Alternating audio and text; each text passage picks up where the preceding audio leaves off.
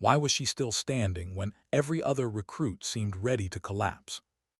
The dawn air clung heavy with fog, curling around barbed wire and steel frames, a silence broken only by boots shifting against dirt. 40 recruits in rigid formation, shoulders slumped, eyes heavy with exhaustion. Week 4 at Fort Kirge had stripped most of them bare. The bravado burned out, the pride smudged into dust and sweat. But one figure remained unnervingly steady. Brier Winters. Her frame was smaller than those around her, but her posture was perfect, spine straight, chin level, eyes alert. To anyone passing by, she was just another trainee trying to endure.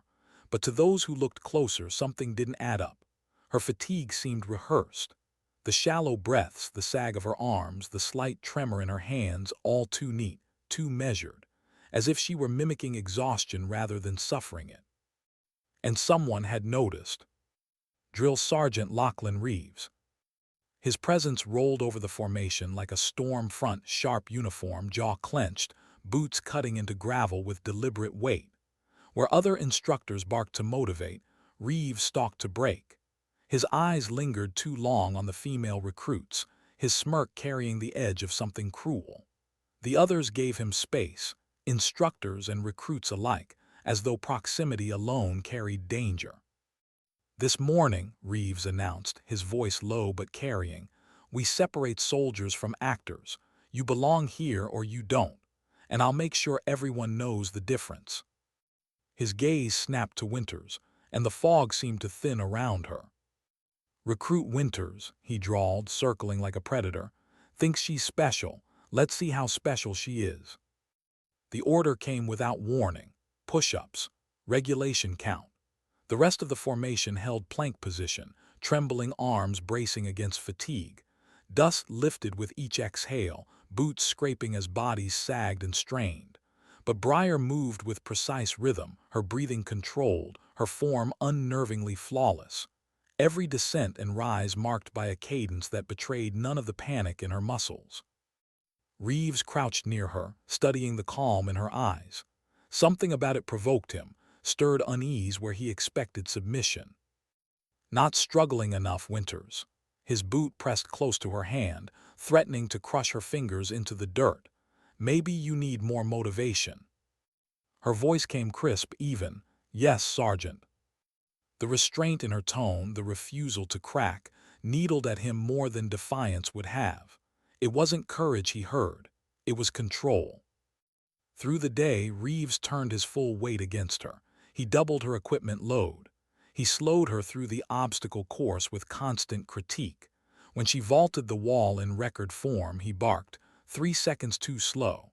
When she hit a perfect landing, he found fault in her posture. Every move, every breath, judged and punished. The recruits watched. Some looked away in discomfort. Others wondered why she didn't break. By the time the sun dropped low, the air between them was no longer just authority and obedience. It was something personal, something dangerous. That night in the mess hall, Brier sat with her tray untouched. The chatter around her was dull, plates scraping, boots dragging. A voice broke the rhythm. "You're handling him better than most." Sutton Ellis, another recruit. She slid across from Brier, lowering her voice to a whisper, eyes darting for Reeves. Brier studied her, the silence stretching until Sutton almost regretted speaking. Finally, Winters answered, flat and precise. "I'm not handling anything, just doing what's required." Sutton leaned closer, urgency creeping into her words. "Whatever you're doing, keep doing it. He always picks one. Last cycle it was Mercer. She quit after week 6. He made sure of it." Before Brier could respond, Reeves appeared at their table, looming over Sutton. His gaze flicked to a minor uniform discrepancy, a strap unfastened, nothing that should have drawn attention. Yet he ordered her out of the hall for immediate correction. Sutton's tray sat cooling, untouched. As she left, Brier's eyes caught bruises along Sutton's wrist.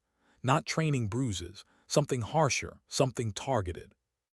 Later that night, when the barracks had fallen into restless sleep, Brier lay still, listening. The low hum of snoring, the occasional cough, the creak of bunks shifting under weight. Quietly, she reached beneath her mattress. A small notebook emerged, worn, creased at the corners. She opened it, her pen moving in coded shorthand, each line neat and clinical. Observations, times, locations. Notes that looked nothing like a recruit's scribbles. They read like an operative's field log. When she finished, she slipped the notebook back into its hiding place. From her boot she pulled a small photo, folded soft from handling. A young woman, graduation cap tilting slightly, smile half hidden. The resemblance to Brier was unmistakable. She stared at it, eyes softening for the first time all day. A breath caught. Then just as quickly, the mask returned. The photo slid back into her boot. Morning came cold, the air sharper, the fog heavier. Lieutenant Finola Adair stood at the edge of the training ground, tablet in hand. Her eyes followed the recruits but lingered always on Winters. She made notes without expression, her focus narrowing whenever Reeves approached. "Lieutenant," a voice broke in, "command needs you." "Just finishing observations," she answered, fingers tapping one last note before leaving. Inside the command office, Adair faced Colonel Prescott, a man carved from discipline itself, gray at the temples, posture still sharp as a blade. She delivered her report without flourish. "Female washout rate is 38% higher under Sergeant Reeves, same as Fort Jameson, same as Camp Harriman." Prescott didn't look up from his papers. "Statistical anomalies happen, Lieutenant. Reeves produces soldiers, that's what matters." "Yes, sir." Her tone was flat, but her eyes carried weight he didn't notice. Permission to continue monitoring. He waved her off. "Granted, just don't disrupt cadence." By week 7, Reeves's targeting of Winters was obvious to all. Her pack heavier, her duties longer, her errors fabricated. She performed with just enough imperfection to remain believable, never rising to excellence, never slipping low enough for expulsion. But cracks began to show, not in her resolve but in the story she'd built.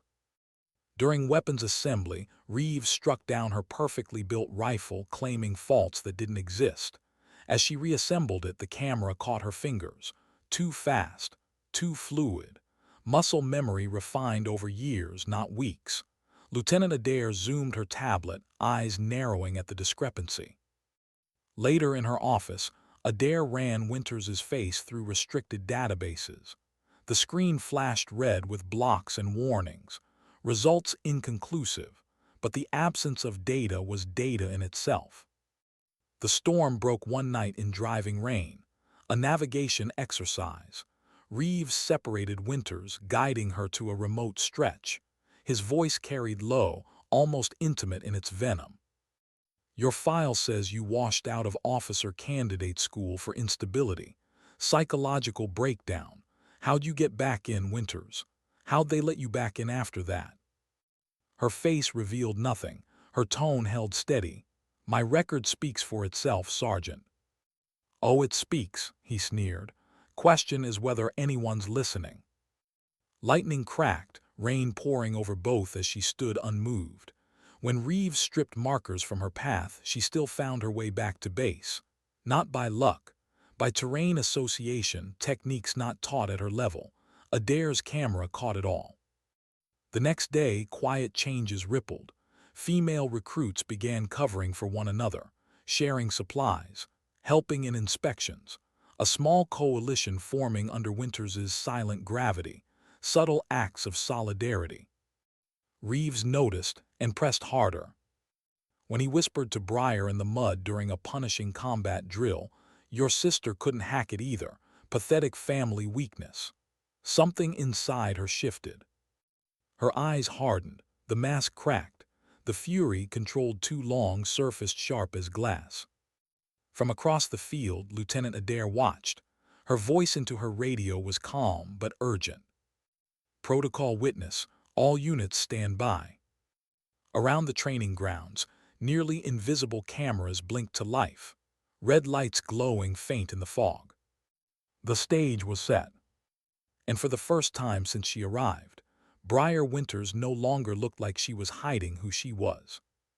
Why did she rise when every instinct told her to stay down? The training pit was silent except for the shifting of boots against sand.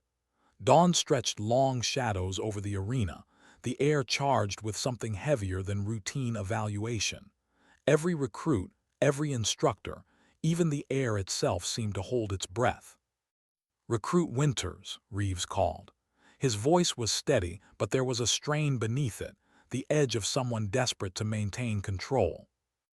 Brier stepped forward, boots sinking slightly into the sand. Her face was composed, unreadable. To the others, it looked like obedience. But to the few who watched closely, Lieutenant Adair among them, there was something else in her stance. The weight shifted differently in her legs. Her hands flexed not nervously but deliberately. "This is where we separate those fit to wear the uniform," Reeves announced, circling her. "Training reveals truth. Time to show everyone who you really are." His words were meant to intimidate, but they landed strangely, almost prophetic. The match began with standard drills, striking patterns, defensive maneuvers. But within moments, Reeves escalated. His blows came sharper, heavier, pushing beyond acceptable training parameters. When Brier blocked, he grew more aggressive. When she absorbed the force, he doubled it. It was no longer instruction. It was punishment. A final shove sent her crashing into the dirt. Sand clung to her face, dampened by sweat. Gasps echoed around the pit. Some recruits looked away. Others stood frozen, unwilling to blink. "That's what happens when you don't belong here," Reeves declared, stepping back with the swagger of victory. "Some people need to learn their place." But then the silence shifted. Hands pressed into dirt, arms locked with deliberate strength. Brier rose, not the way a broken recruit staggers upright, but with the precision of someone trained for moments exactly like this. Her body mechanics changed. Her movements no longer mimicked exhaustion. They revealed skill. The neutral mask slipped, and in its place something lethal emerged. Reeves lunged. Brier countered. Smooth, exact, unhesitating. His momentum used against him, redirected with precision. The kind of move that could not be taught in 4 weeks. The kind of move that only years of specialized training could ingrain. In an instant, Reeves was pinned. Not brutally, not excessively, just perfectly, controlled, unbreakable. The pit froze. Not a sound, not a breath. The recruits stared, eyes wide, unable to process what they'd just seen. The sergeant who had humiliated her lay subdued, his career unraveling in seconds. And then a voice cut through. "That's enough." Colonel Prescott, his posture as sharp as the silence he commanded. Beside him, Lieutenant Adair held her tablet, screens flickering with live footage from hidden cameras now humming to life around the grounds. "Major Brier Winters," Prescott said, his voice carrying across the stunned formation.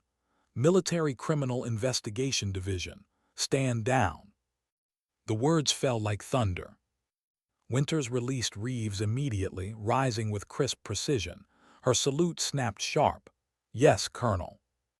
A ripple passed through the formation, confusion, disbelief, realization. A major investigation division. Every assumption of the last 8 weeks shattered in an instant. Reeves scrambled to his feet, his face mottled red with rage and humiliation. "What the hell is this?" His voice cracked, his authority bleeding out. Adair's voice was colder than steel. "This is the end of your command, Sergeant." She tapped her tablet and screens around the training ground lit with footage. Reeves berating recruits, striking beyond protocol, isolating women for special instruction. Conversations he thought private, where his contempt for female soldiers slipped unguarded. Evidence layered upon evidence, damning and undeniable. "This is ridiculous," Reeves sputtered. "They weren't meeting standards. Everything I did was approved protocol."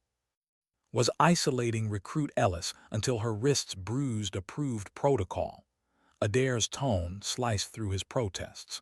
Was using information about Major Winters' sister to deliberately target her psychological state approved. Sutton Ellis stepped forward, trembling but resolute. "No, ma'am, it was." Her voice cracked, but she stood tall. And I wasn't the only one. One by one, 3 more recruits stepped forward, voices shaking but clear.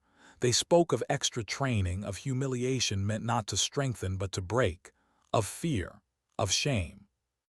The silence of the pit was broken, not by shouts, not by commands, but by truth finally spoken aloud. Military police arrived, their boots heavy in the sand as they closed around Reeves. His protests grew frantic, then pitiful. The man who had loomed like a predator was dragged away, his voice shrinking into the distance. The formation remained rigid, processing the revelation. 8 weeks of cruelty reframed in a moment. 8 weeks of doubt and humiliation recast as evidence. Later in Prescott's office, the truth spread further. Winters stood in proper uniform now, insignia gleaming.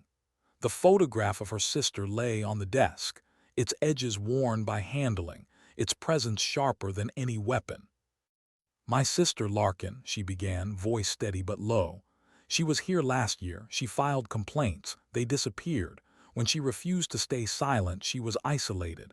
After 3 days of what they called attitude adjustment, she was gone. They said she failed to adapt." She placed a file beside the photo. "But her journal told a different story. She didn't fail, she was failed." Prescott's eyes stayed fixed on the documents, his jaw clenched, his silence heavy. "I started collecting evidence myself when the case was buried. It took me months. But when I had enough to show a pattern across multiple facilities, I went to General Carrington. She authorized this mission." She paused, the air in the office seemed thinner. "My sister's case wasn't the first, but I'll make sure it's the last." Prescott finally looked up. His eyes, hard as granite, carried something else now, respect, and the weight of guilt. "Major Winters," he said quietly, "you may just have changed this institution." The next morning the recruits stood in formation once again, but the air was different, the silence heavier. Prescott's voice carried not as command but as admission. "The strength of this military," he said, his voice low and deliberate, "is not in its weapons, it is in its people, and we failed some of you." He gestured toward Winters. "Major Winters reminds us that true courage is not only found on the battlefield. Sometimes it is found in standing against injustice, even when it wears the same uniform." The recruits, male and female, snapped into a salute, not to a rank, not to a performance, but to the truth she represented. For the first time, some of them felt the uniform meant something different, something worth believing in again. And Brier Winters, for all her control, let her eyes close for just a moment, not in victory, not in relief, but in silent grief. Because dignity doesn't shout, it doesn't demand. It simply stands. How much truth can a system bury before it begins to choke on its own silence? The question hung in Brier's mind as she sat across from Colonel Prescott. The office was quiet, walls lined with the sterile order of command. Yet the desk between them bore the weight of something raw, her sister's photo, her sister's file, her sister's stolen future. Prescott studied the documents with the stiffness of a man used to control. His hands didn't shake, but his eyes betrayed something else, the uneasy recognition of failure. "How did you get authorization?" he asked at last, voice low. "This operation crossed jurisdictional boundaries." Brier stood straighter. Her answer came without hesitation. "I didn't at first. I began collecting evidence alone. When I had enough, I took it to General Carrington. She saw the same patterns I did: female washout rates spiking, complaints vanishing, suicides labeled as weakness. She authorized the mission." Prescott leaned back, exhaling slowly. His eyes lingered on the photo. "Your sister's case wasn't the first." Brier's jaw tightened. "No, but it's the last I'll allow." The silence stretched, heavy with unspoken reckoning. Prescott nodded once, as if conceding not only to her determination but to the truth itself. Hours later the recruits stood assembled, uniforms sharp, boots polished, but eyes uncertain. They had endured 8 weeks of pressure, much of it distorted beyond reason. Now they stood waiting, unsure what this revelation meant for them, for the system that had shaped and scarred them. Colonel Prescott's voice broke the silence. "The military's greatest strength," he said, steady and deliberate, "isn't our weapons. It isn't even our discipline. It's our people. And we failed some of you." He turned toward Winters, now in full uniform, her rank gleaming. "Major Winters's actions remind us that true courage sometimes means standing against injustice, even when that injustice wears the same uniform." The recruits raised their hands in salute, a gesture that carried more weight than any drill. For the first time, the salute wasn't about survival. It was about recognition. Somewhere in the formation, Sutton Ellis's throat tightened.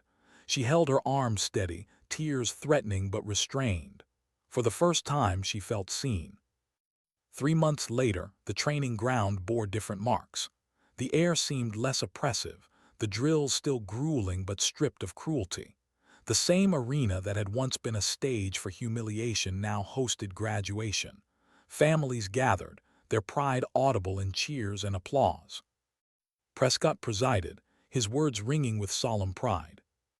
"These soldiers have endured not only the demands of training but flaws in the system itself. They stood against pressure not just from obstacles, but from injustice. Their perseverance has helped us begin to change." One by one, recruits received insignia. Sutton Ellis stood tall, her name called, her steps measured. When she turned to receive her symbol of passage, her eyes met Brier's. For a heartbeat, the noise of the ceremony faded. Sutton's nod was small but heavy with meaning. Later in the quiet after the ceremony, Sutton approached. She held out a photograph, the same one Brier had once shown her. Brier with her sister Larkin at graduation. "She would be proud," Sutton whispered, voice trembling. "Proud of what you did, proud of what you're still doing." Brier accepted the photo with steady hands, but her eyes softened, betraying the fracture beneath her composure. "You did the hard part," she replied. "Standing up after being knocked down, that takes more courage than most ever know." Sutton shook her head, her voice breaking. "No, you believed us when no one else would." She embraced her, tight, unpracticed, but real. And for just a moment, the mask Brier had worn since her sister's death cracked, not in weakness, in humanity. 6 months later, Brier stood not on a training ground but in the Pentagon. The room was larger, colder, its air filled with the hum of power. Generals, colonels, and civilian officials lined the table, their eyes fixed on her. Behind her, screens lit with graphs and statistics, numbers stripped of names, but heavy with their stories. "The pattern repeats across 17 facilities," Brier explained. Her voice was calm, but the weight of her words pressed against the walls. Targeted abuse of female recruits, complaints buried, instructors transferred instead of disciplined, washout rates spiking, suicide attempts doubling in affected units. Some in the room shifted uncomfortably. Others crossed their arms, skepticism in their posture. "This isn't about making training easier," Brier continued, her tone cutting through the silence. "Facilities with proper oversight produce stronger graduates, more combat-ready, fewer injuries, fewer psychological breakdowns. Toughness doesn't require cruelty. Discipline doesn't require humiliation." One general cleared his throat. "What do you propose, Major?" Brier met his eyes without flinching. "A comprehensive overhaul, independent reporting channels, regular psychological evaluations for instructors, accountability that can't be buried by command hierarchy." For a moment, the silence felt like resistance. Then General Carrington, the woman who had once risked her name to authorize Brier's mission, leaned forward. "She's right," Carrington said. "We asked these soldiers to carry the weight of our failures. That ends now." The momentum shifted. Voices that had been doubtful turned thoughtful. Resistance gave way, not all at once but in degrees. The tide had begun to turn. Months later, a new division was established. Training oversight, ethics enforcement, reporting channels that bypassed compromised chains of command. The Winter's Standards, they were called. named not for Brier but for Larkin, the sister whose silence had forced another to speak. At Arlington, Brier stood over her sister's grave. The stone bore a new inscription now, PFC Larkin Winters, whose courage continues to serve. Beside it lay a medal, posthumously awarded, pressed gently against the granite. "It's done, Larkin," Brier whispered. The breeze carried her words softly through the rows of markers. "Not just for you, for all of them." As she turned to leave, a group of new recruits entered the cemetery for orientation. Their eyes were wide, their steps tentative. One of them, a young woman, looked nervous, fingers twitching against her uniform. Brier caught her gaze, gave her a simple nod. And in that small gesture, the young woman's shoulders straightened. Her eyes steadied. Sometimes, courage is borrowed until it becomes your own. Back at Fort Kirge, the transformation was visible. Training remained harsh, demanding, unforgiving in its rigor. But the cruelty was gone. Where Reeves had once mocked, instructors now demanded without demeaning. Where silence once meant fear, it now meant focus. The difference wasn't softness, it was purpose. For the first time, recruits left the grounds with both skill and dignity intact. And for the first time, Brier allowed herself a small measure of hope. Because the system that had stolen her sister was beginning to change. Not perfectly, not completely, but undeniably. And change, once it begins, carries a momentum of its own. What if the old guard refused to let go of the very methods that broke so many? The question echoed across every meeting room where Brier Winters now sat. The statistics were undeniable, retention rates climbing, performance improving, psychological breakdowns dropping. Yet resistance remained, stubborn and loud, clinging to an outdated belief that cruelty was strength and breaking people was the only way to build them. At one heated commanders' meeting, the tension boiled. A table lined with officers, ribbons and medals gleaming under the cold lights. Colonel Reed of Fort Benning leaned forward, his tone sharp with disdain. "These so-called reforms," he said, "hamstring instructors. You think the battlefield cares about feelings. You're softening recruits, weakening the force." Brier didn't flinch. Her voice carried no anger, just precision. The battlefield doesn't care about feelings, but it does care about effectiveness. Broken soldiers aren't strong soldiers. They're liabilities, and the data proves it. Reed scoffed, waving a dismissive hand. "Data doesn't fight wars, people do." She leaned closer, her gaze steady. "Exactly, people. That's why we can't keep breaking them before they ever get there." The room buzzed with murmurs, some siding with Reed, others silently swayed by Brier's conviction. But skepticism hung heavy, the kind that statistics alone couldn't shatter. So she proposed something bolder. "Then let's prove it, side by side. Two groups of recruits matched for ability. One trained the old way, one trained under the winter's standards. Full cycle, observed, documented, tested in identical final evaluations. Let the results decide." The challenge struck the table like a gauntlet. Reed sneered, but the generals, intrigued, agreed. The test was authorized. Weeks later, the experiment began. Two groups, 30 recruits each. On paper, they were identical, same physical scores, same aptitude. But from the moment training began, the difference was stark. Reed's group endured the traditional method, shouted insults, arbitrary punishments, fear as the primary motivator. Recruits stood rigid in constant anxiety, mistakes met with humiliation.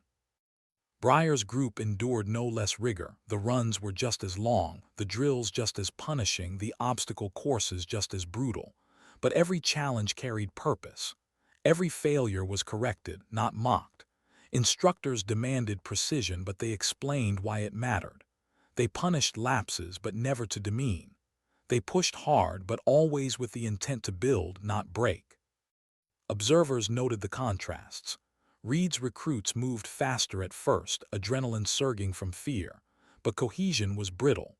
When one stumbled, others ignored them, terrified of drawing attention.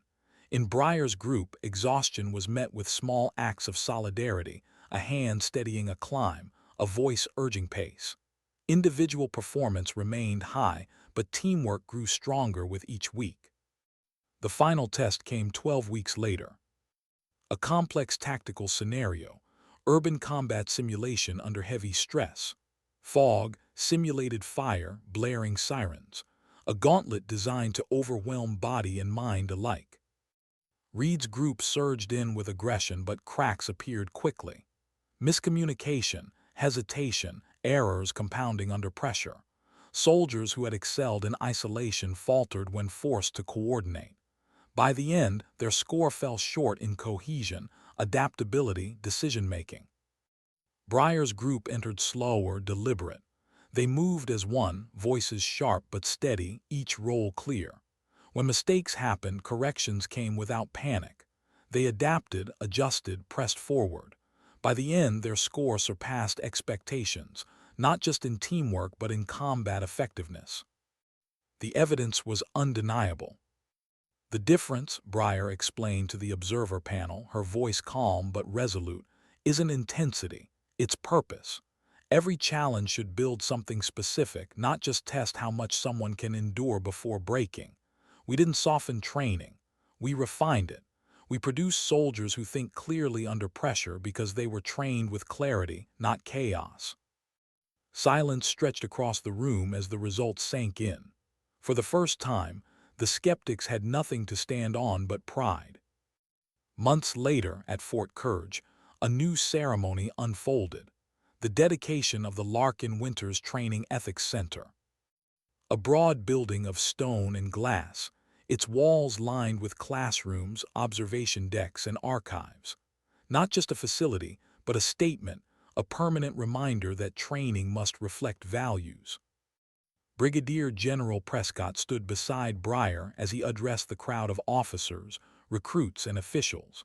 His voice was strong, but not the same voice that once dismissed anomalies as statistical noise. "The strength of our military has never come from breaking people," he declared. "It comes from building them, from challenging them to their limits while respecting their humanity. Major Winters didn't just expose abuse. She showed us a better way forward." Applause rose, not the hollow kind of protocol, but something genuine, carried by those who had seen the difference firsthand. After the ceremony, Sutton Ellis, now a sergeant herself, found Brier near the center's entrance. Her uniform carried new weight, but her voice still held the quiet steadiness of that night in the mess hall months before. "We've implemented the anonymous reporting system at Fort Jameson," Sutton said, a glimmer of pride in her eyes. "First week, 5 separate allegations surfaced against instructors still using the old methods. Investigations are already underway." Brier's expression softened with restrained satisfaction. "Fort Jameson," she paused, the name heavy, "that's where Larkin trained." "I know," Sutton replied quietly. "That's why I requested assignment there." For a moment silence hung between them, not heavy this time, full, resolved. That night in her office at the newly dedicated center, Brier reviewed the first reports. Recruits were speaking. Allegations that once disappeared into silence now carried weight. The system was far from perfect, but for the first time it was working. On her desk sat 2 photographs. One of Larkin, smiling in her uniform, frozen in time. And beside it, the first graduating class trained entirely under the Winters standards, their faces marked not by fear or brokenness, but by confidence. Change was fragile. Resistance remained, but the proof was alive, standing tall in the soldiers who had been built instead of broken. And Brier Winters understood something deeper now. The battle wasn't just against men like Reeves. It was against the silence that let them thrive, against the culture that mistook cruelty for strength. And culture, once shifted, could never fully go back. What happens when reform collides with those who built their power on the old ways? The question wasn't abstract. It was the battlefield Brier Winters now walked every day. At the Capitol, the Armed Services Committee chamber filled with officials, their suits sharp, their faces unreadable. Cameras lined the walls, flashing as witnesses took their seats. Brier sat at the center table, her uniform immaculate, her insignia gleaming under the lights. The chair recognized her. "Major Winters, please proceed." She rose. Her voice was calm, but the silence in the chamber sharpened each word. "The old methods weren't just cruel," she said, her gaze steady. "They were ineffective. Under abusive instructors, female washout rates rose as high as 40% above average. Complaints vanished into files marked resolved. Suicide attempts doubled in affected units.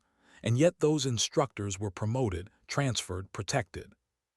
Screens behind her lit with data, cold but undeniable. Graphs showing retention climbing under new standards. Charts marking the drop in injuries, the rise in team cohesion. "Our soldiers face real enemies in the field," Brier continued. "They shouldn't face them in training." One representative leaned forward. "What do you propose we do, Major?" Her response was immediate. "Codify the Winters standards into law, independent oversight, protected reporting, accountability that cannot be buried by command hierarchy." Murmurs rippled through the chamber, some skeptical, some swayed, but the tide was turning. General Carrington, seated in the audience, caught Brier's eye and gave the smallest nod. The same woman who had risked her career to authorize Brier's undercover mission now watched the reforms take root. Weeks later, the legislation passed with rare bipartisan support. The Winters standards were no longer a pilot program. They were law, permanent, binding, protected against the shifting winds of command. But laws alone didn't change culture. And culture, as Brier knew, was where the hardest battles waited. The name surfaced first in a briefing from Lieutenant Colonel Marcus Tennyson, head of the Oversight Task Force. His tone was careful, but his eyes sharp. "Camp Riverdale," he said, sliding a file across her desk. "Washout rates disproportionate, complaints buried, and this man." His finger tapped the page.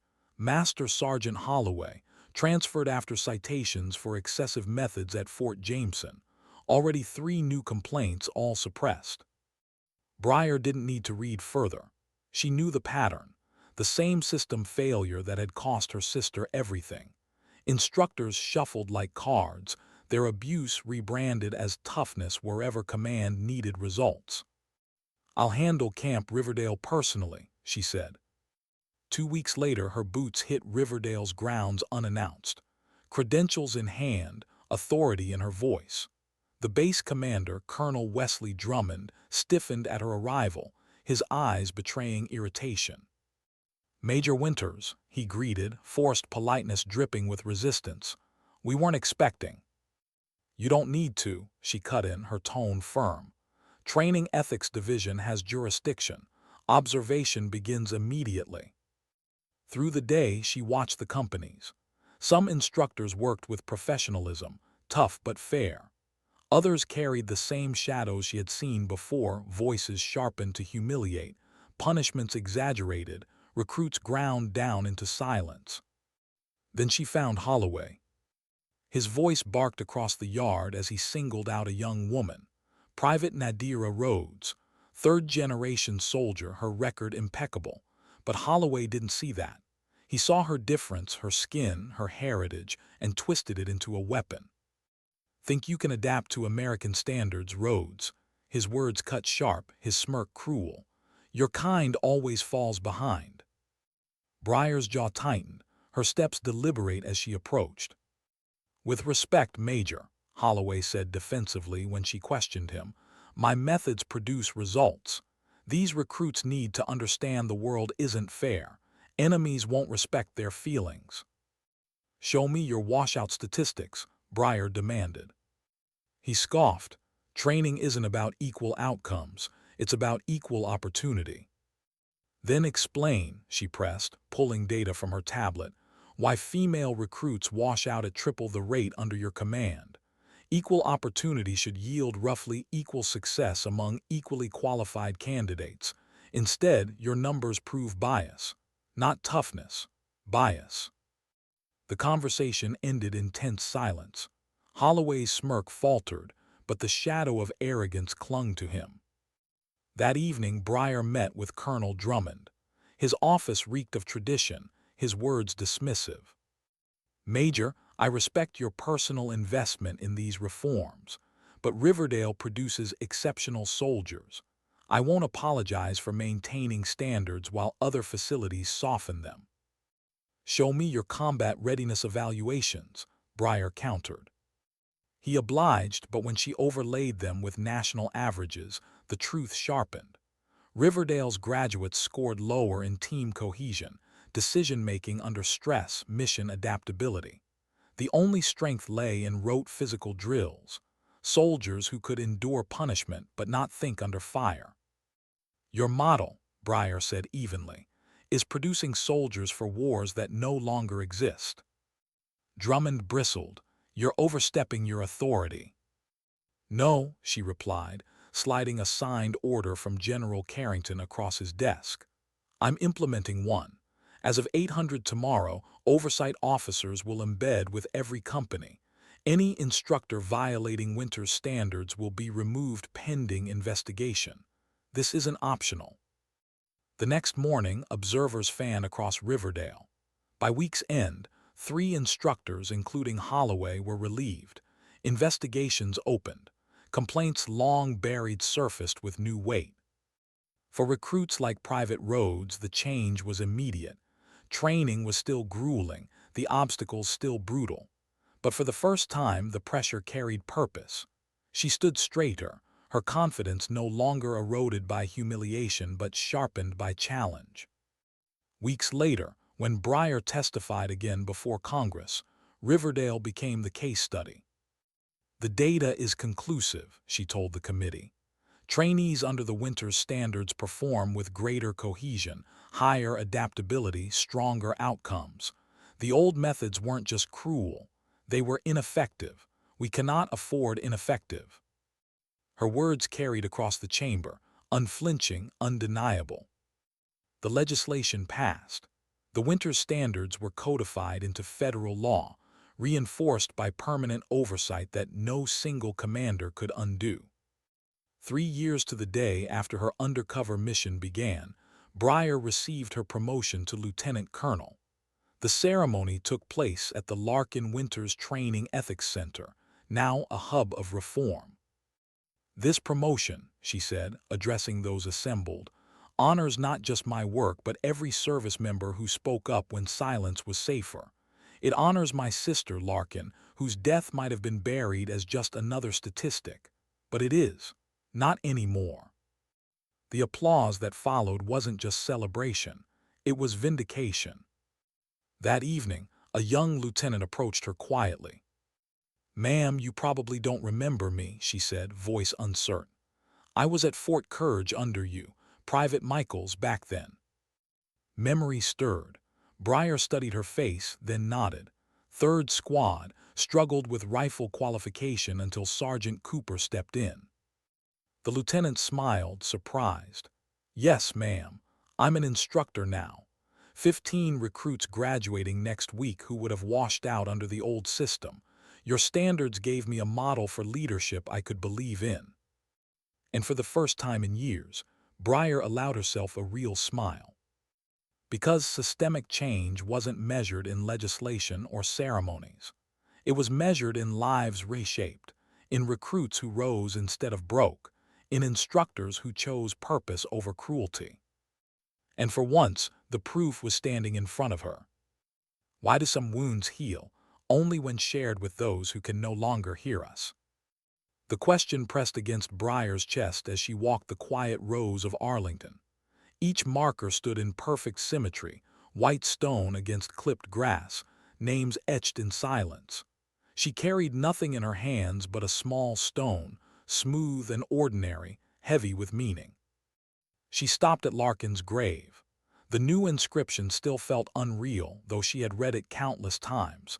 PFC Larkin Winters, whose courage continues to serve.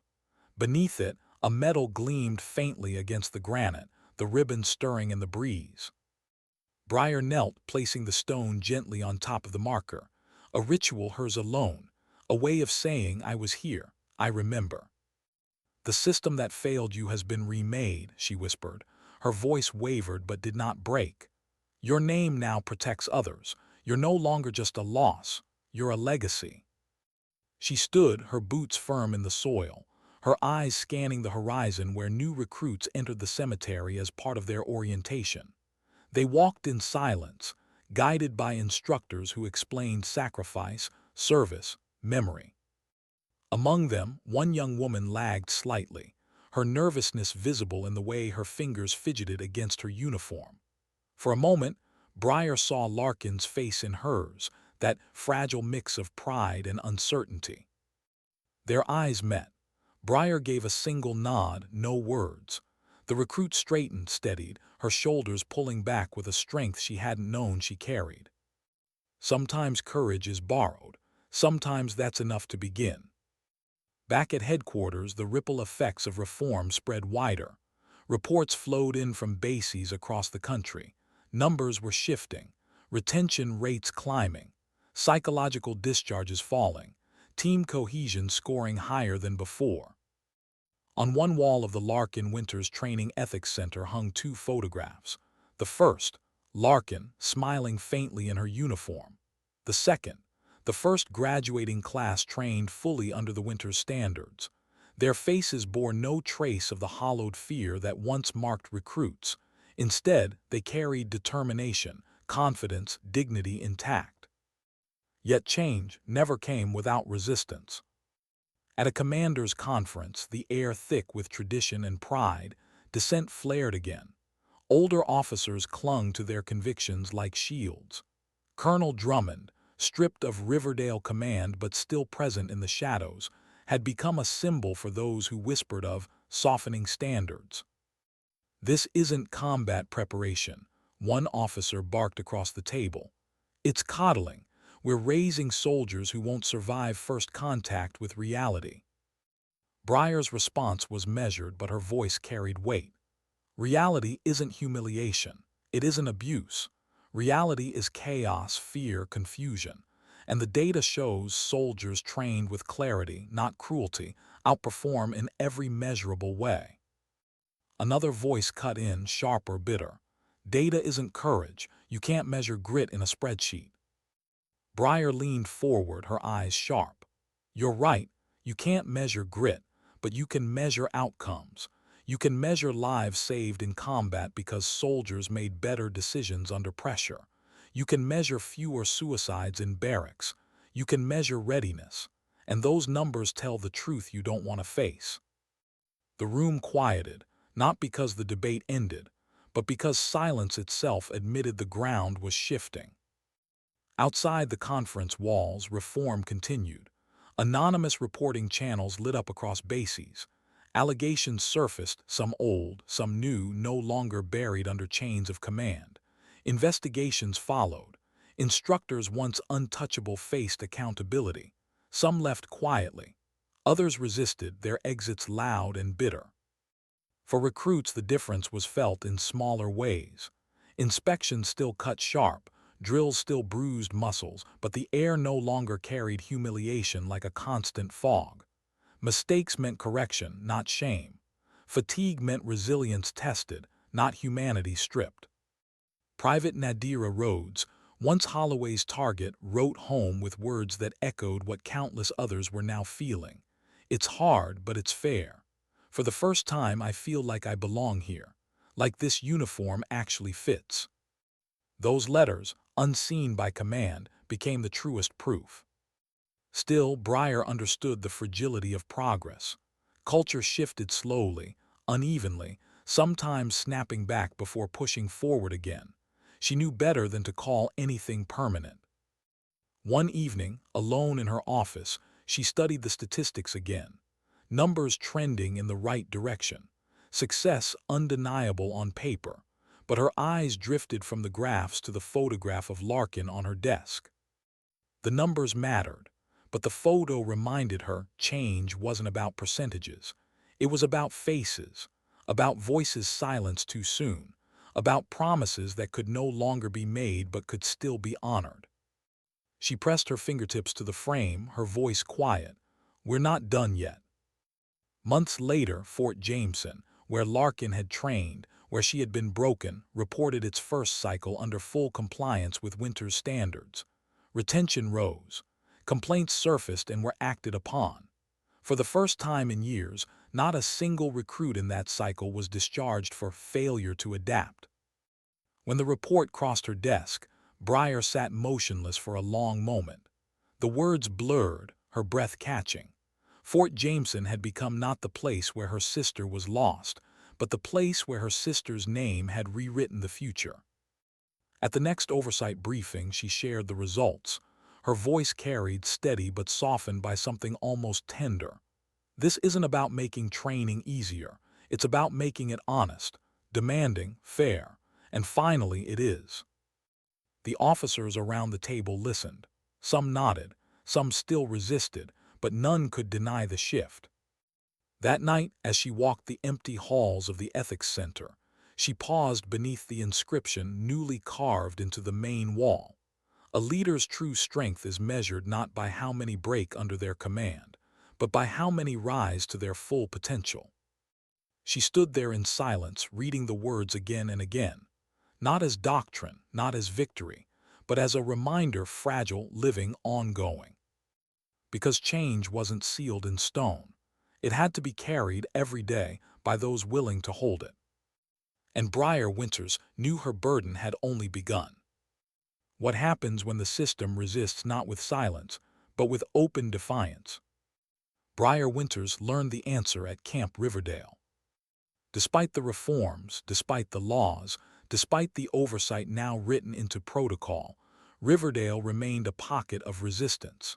Its reputation had long been one of brutal efficiency, its commanders clinging to tradition with white-knuckled pride.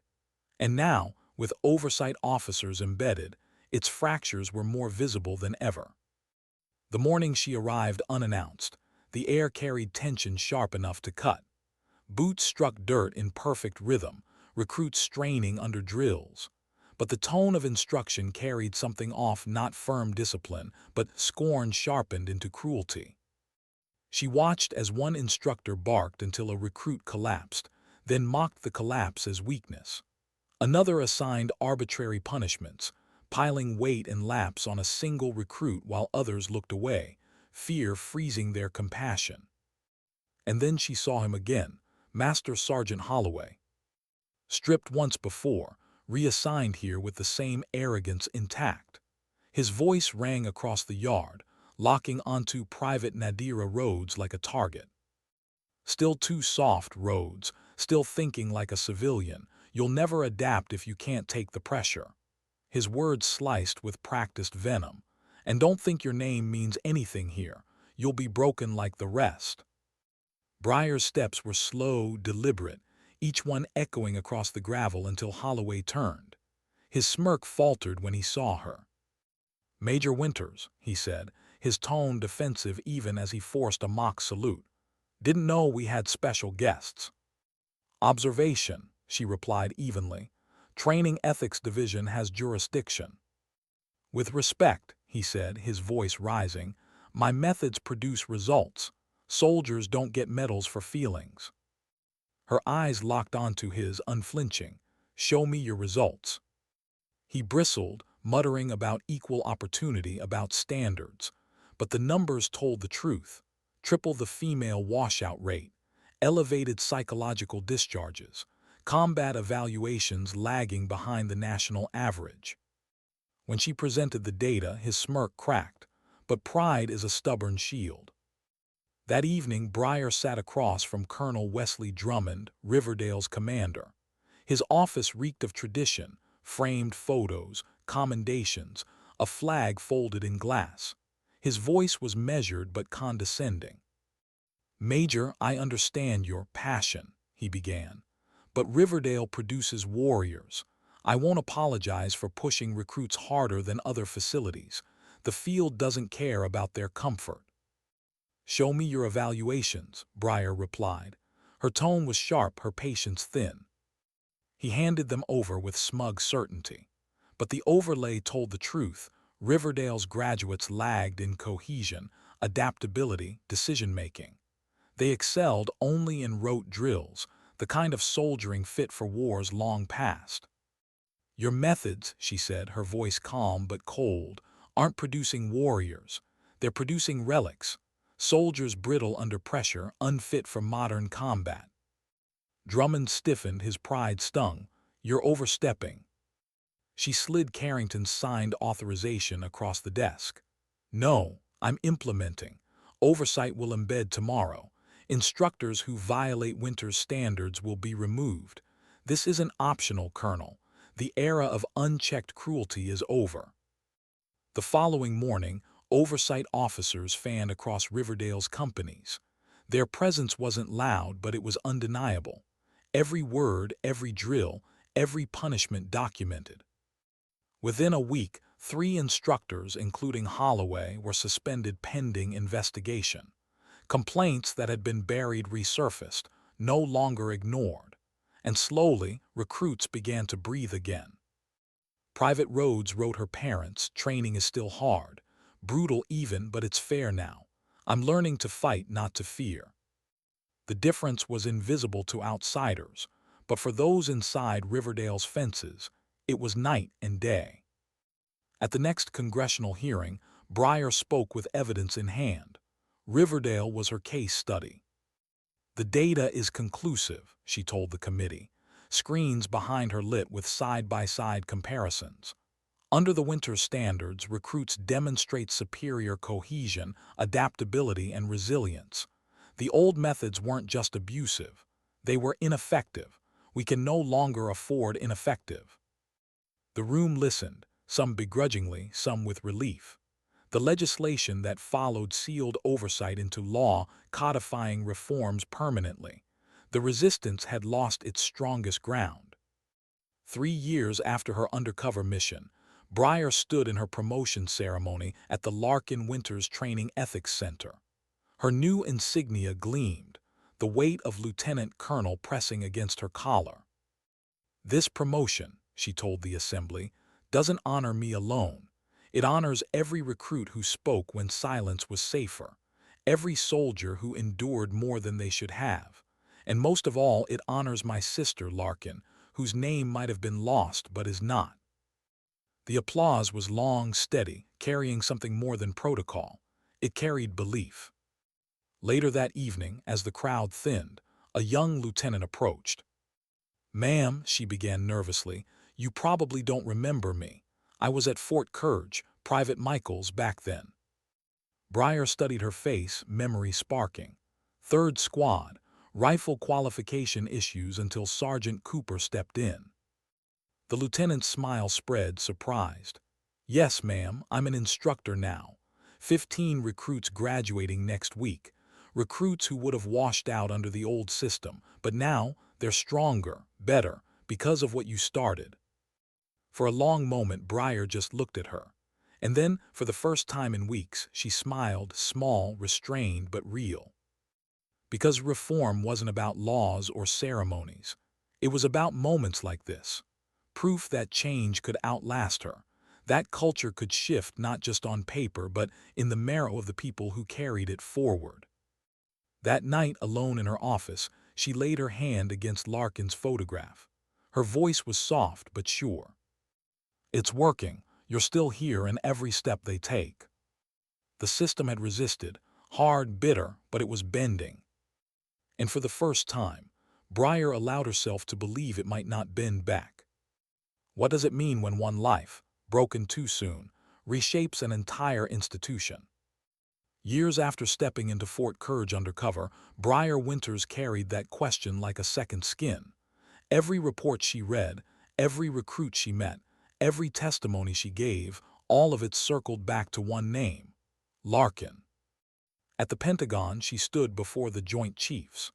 Behind her, screens displayed data spanning years: retention up, psychological discharges down, combat readiness measurably stronger.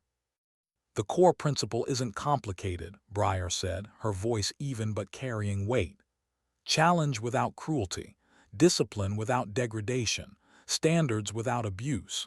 Our soldiers face enemies in the field. They shouldn't face them in training. The room was silent.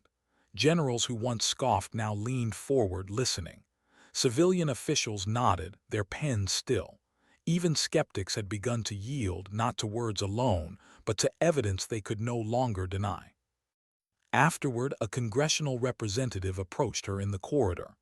Major Winters, we're preparing legislation to expand your standards into law across all branches, permanently. Will you testify? Her answer was immediate. Of course, but I hope one day these laws won't be needed, that the culture itself will make them unnecessary. The representative smiled faintly.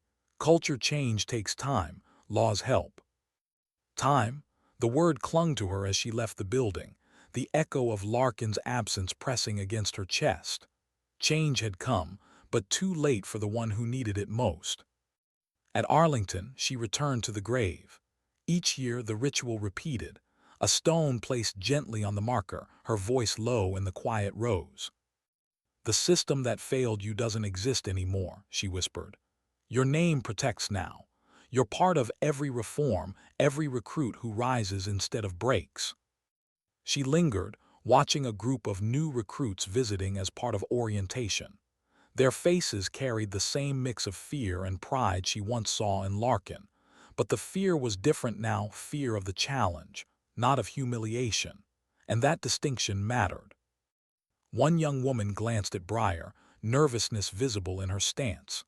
Brier gave her a simple nod. The recruit's shoulders straightened, her chin lifted, resolve igniting where doubt had lived. Sometimes courage was borrowed. Sometimes borrowed courage saved lives. At headquarters, progress was visible on the walls.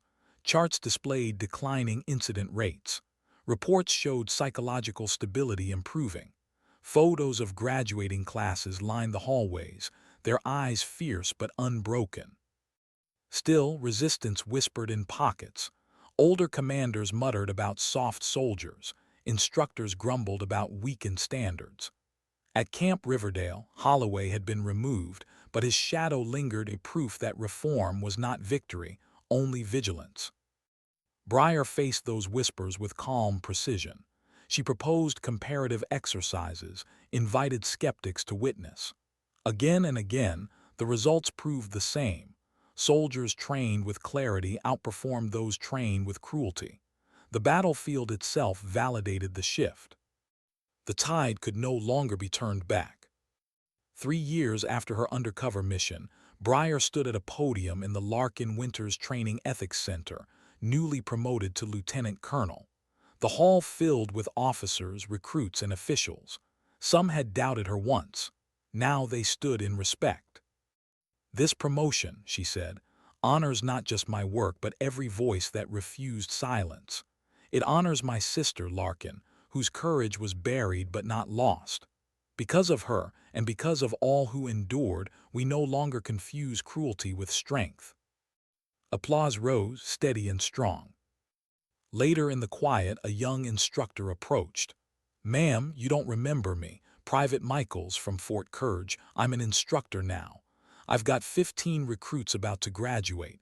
They wouldn't have made it under the old system, but now they will." For the first time in a long while, Brier smiled fully, without restraint. Because that was the proof she needed, not charts, not laws, but lives changed. That evening, alone in her office, she touched the photograph of Larkin beside her desk. Beside it hung a framed quote, "A leader's true strength is measured not by how many break under their command, but by how many rise to their full potential." Her voice was soft but steady. "We did it, Larkin, not just for you, for all of them." Outside her window, new ethics officers trained for deployment across the country. Soon, they would stand in barracks, on training fields, in classrooms, eyes sharp, pens ready, ensuring cruelty never disguised itself as discipline again. The culture that once protected silence now carried accountability. The legacy was no longer hidden. It was institutional. It was living. And somewhere across the nation, a nervous recruit stood taller because dignity had been defended before she even put on her uniform. Brier Winters knew the work would never be finished. Systems resisted, cultures calcified, but she also knew something else. That sometimes the most profound strength lies not in enduring injustice, but in transforming it. And that dignity, true dignity, doesn't shout. It doesn't break. It simply acts.